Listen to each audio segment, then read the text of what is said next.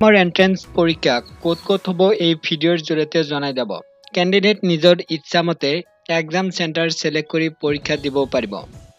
এতিয়া জনাই দিয়া হ'ব পৰীক্ষা ক'ত হ'ব।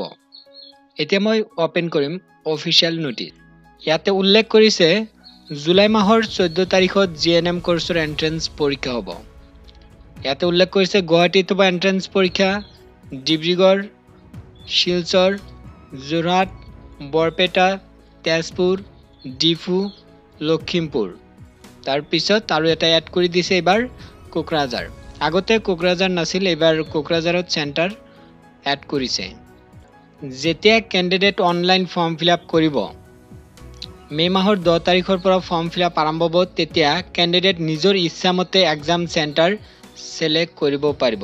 যিকোনো ডিষ্ট্ৰিক্টৰ কেণ্ডিডেট যদি বিচাৰে মই গুৱাহাটী দিম, গুৱাহাটী দিব পাৰে বা নিজৰ ইচ্ছামতে এক্সাম চেণ্টাৰ, ইয়াতে চেণ্টাৰৰ নাম লিখা আছে সেইমতে সিলেক্ট কৰিলেই হ'ল।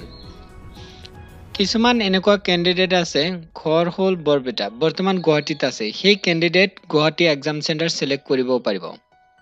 বা যদি ইচ্ছা কৰে মই বৰপেটা দিম, তথাপিও দিব পাৰে। যিকোনো চেণ্টাৰ সিলেক্ট কৰিব পাৰিব অনলাইন ফৰ্ম ফিলআপৰ সময়ত। আৰু যদি এতিয়ালৈকে জিএনএম এন্ট্ৰেন্স পৰীক্ষাৰ ই-বুক কিনা নাই, কিনিব পাৰিব।